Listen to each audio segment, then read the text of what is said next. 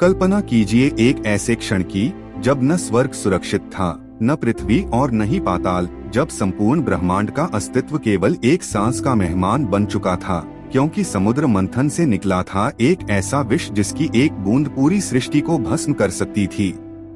स्कंद पुराण बताता है कि देव और असुर अमृत की लालसा में क्षीरसागर का मंथन कर रहे थे, लेकिन अमृत से पहले प्रकट हुए हलाहल विष, यह था ब्रह्मांड की सारी नकारात्मकता, पाप और विषाक्त ऊर्जा का घनीभूत स्वरूप, जिसकी तपन से तीनों लोक जलने लगे और चारों ओर त्राहि मच गई।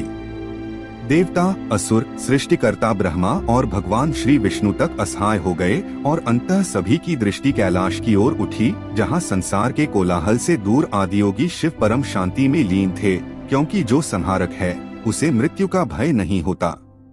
जब देवताओं ने रोते हुए महादेव से सृष्टि की रक्षा की प्रार्थना की, तब स्कंद पुराण के अनुसार शिव ने किसी दबाव में नहीं बल्कि करुणा से प्रेरित होकर यह निर्णय लिया, क्योंकि उन्होंने अपनी बनाई हुई सृष्टि को तड़पते देखा था।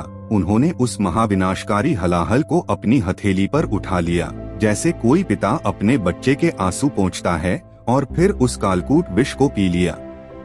लेकिन उसी क्षण एक गूढ़ रहस्य प्रकट हुआ। यदि विष भीतर चला जाता तो वह ब्रह्मांड जो स्वयं शिव के भीतर है वह भी नष्ट हो जाता, और यदि बाहर गिरता तो सृष्टि भस्म हो जाती। इसलिए आदिशक्ति माता पार्वती ने अपनी योग माया से शिव का कंठ पकड़कर विष को वहीं रोक दिया। विष न अंदर गया न बाहर निकला, बल्कि शिव के कंठ में स्थिर हो गया, और उसी क्षण उनका कंठ नीला पड़ गया, और इसलिए महादेव को नीलकंठ कहा जाता है। यह केवल एक पौराणिक घटना नहीं बल्कि गहरा दर्शन है आज के युवा के लिए कि विष हमारे जीवन की नकारात्मकता, अहंकार, तनाव और पीड़ा का प्रतीक है, और शिव हमें सिखाते हैं कि नकारात्मकता को न तो भीतर उतारो कि वह तुम्हें नष्ट कर दे, और न ही बाहर उगलो कि वह दूसरों को जला दे, बल्कि उसे अपने विशुद्ध चक्र में रोककर रूपांतरित कर दो।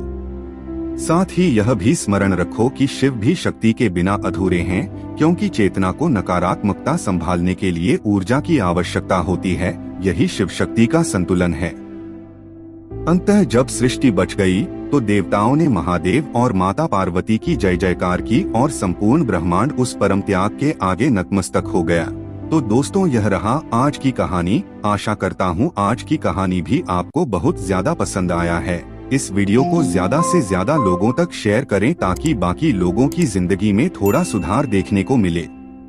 बहुत बहुत धन्यवाद। नमस्कार। हर हर महादेव।